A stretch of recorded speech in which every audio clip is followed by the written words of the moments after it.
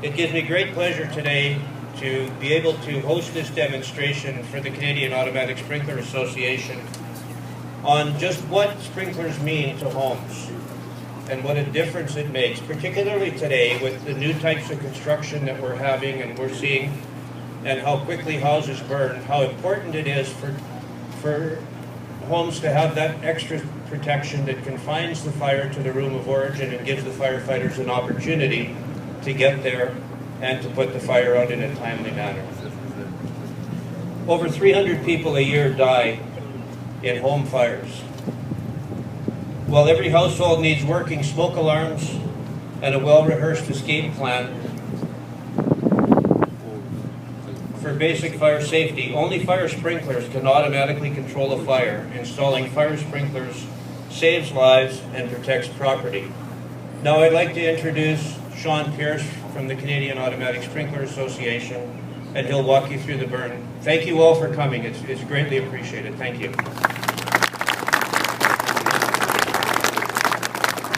Thanks, Chief. So the purpose of today's demonstration is to give everybody a close-up view of how fire sprinklers work, the benefits of fire sprinklers, and the safety that they provide everybody, regardless of the occupancy you're in. I'm going to give you just a brief intro. We're going to do the burn cell, as they're called, that says fire sprinkler protected. So that unit is going to get lit on fire the same way this unit would be lit on fire.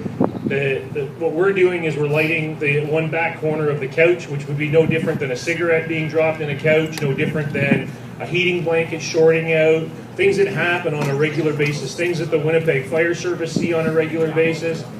And so we're mimicking typical home use and typical ways that home fires begin. What I really want you to pay attention to when you're watching this, and we're going to time it, is how much smoke you see, where that smoke's moving. The dilemma, of course, with cells like this out in an open parking lot is the smoke isn't contained.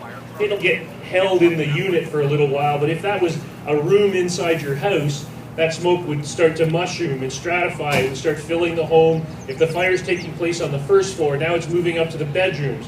And as everybody knows, it's smoke that kills occupants. It's not fire. So smoke inhalation is the #1 cause of death in a home fire. It's the #1 cause of job-related cancers for firefighters. So just pay attention to that on the sprinkler side, and then we'll do the unsprinkler side second.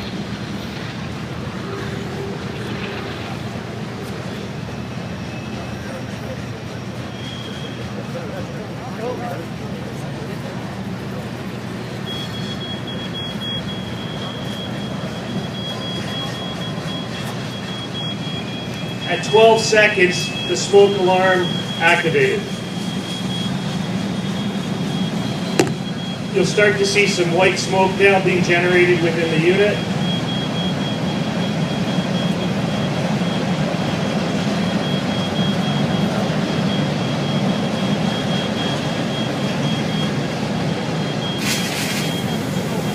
At 41 seconds, the fire sprinkler activated.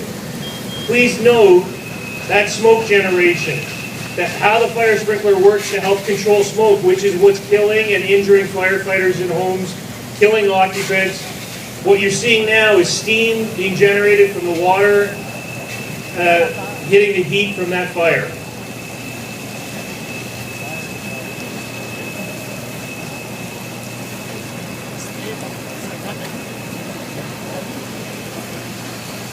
Now, there's always the question of water damage. Everybody talks about how much water damage occurs when a sprinkler head goes off.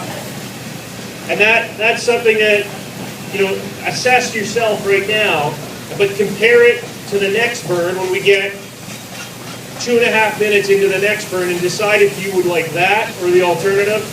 And we'll do the alternative now.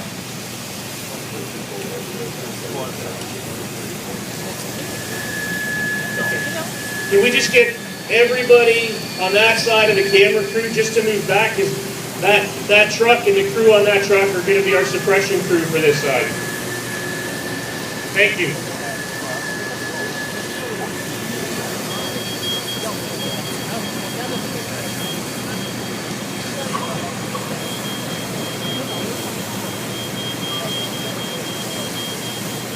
So in about 10 seconds, the smoke detector, the smoke alarm activated on this side.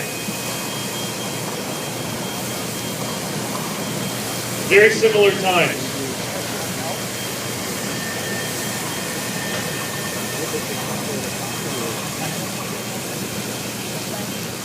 Now, by this time, the sprinkler head had already gone off on our sprinkler protected screw.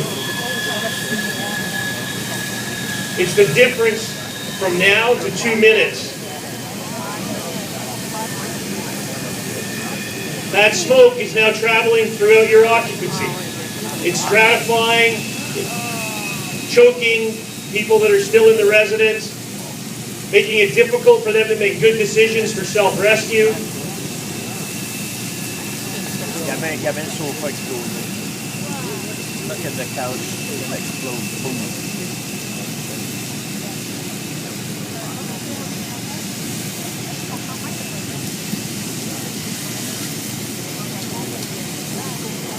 So, right now, we're only a minute and a half into this burn. So you have to ask yourself, if a fire occurred in your residence or where you are, in a minute and a half, can you escape?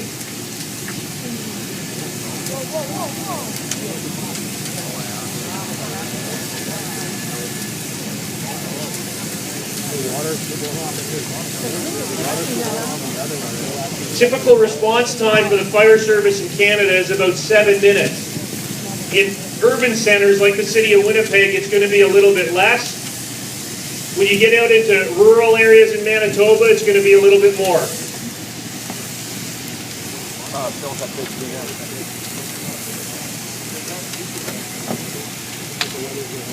So at 2 minutes, flashover has occurred.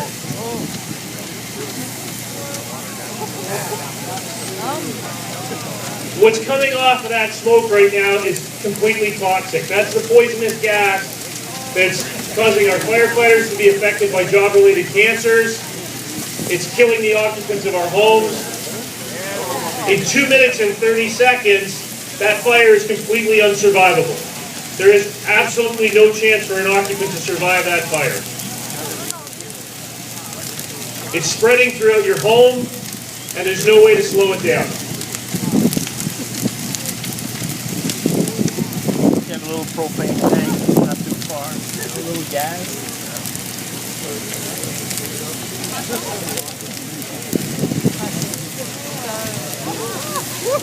You know what?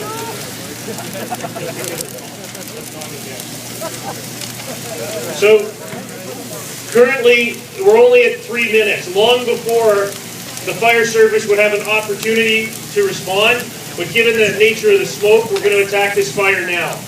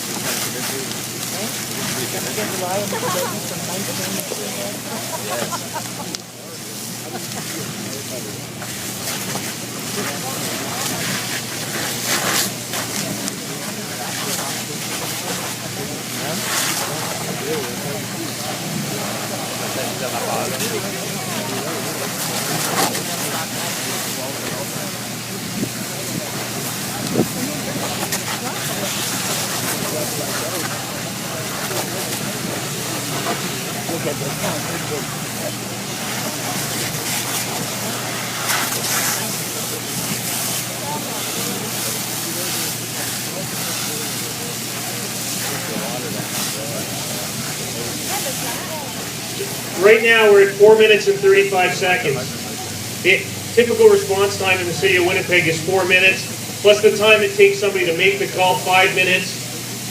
Your 6 minutes is more like the time before you see the fire service on scene in a great urban center with a great fire department like this. We're not there yet.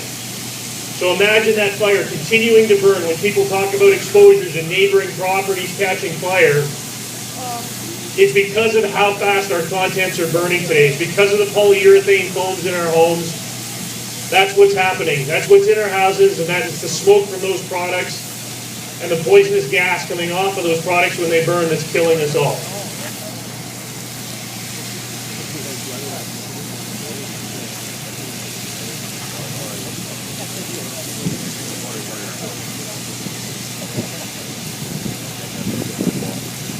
Now, one thing I want you to recognize is that the sprinkler side, the fire hasn't flared up. The sprinkler has been doing its job this whole time. There still may be some small fires inside that couch because it's deep-seated and the water can't get to it. But there's no smoke being generated. That fire isn't spreading. Occupants have safe means of escape from the building.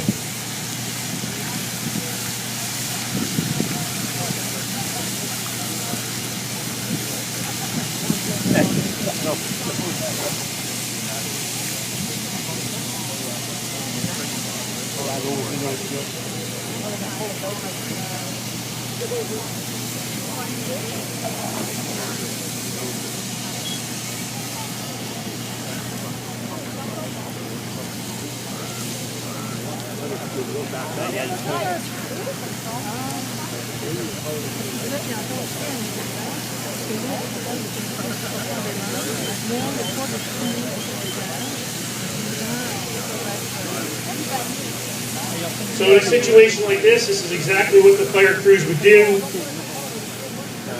Shut the sprinkler system down, pull whatever damaged material is out of the sprinkler occupancy.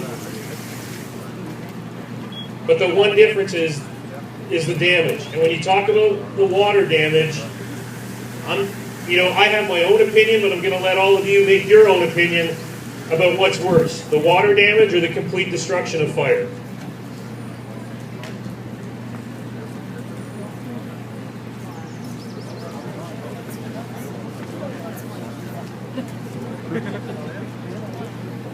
So just before we stop for questions and we let you come up and have a look, I just want to take a second to thank Winnipeg Fire Service, the firefighters here.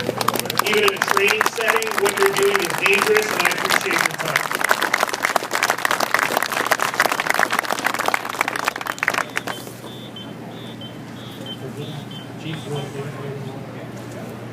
So just be careful stepping over their lines, but just come up, you don't have to get right up to the cell, but come and have a look and assess for yourself the difference in the damage between sprinklered and not.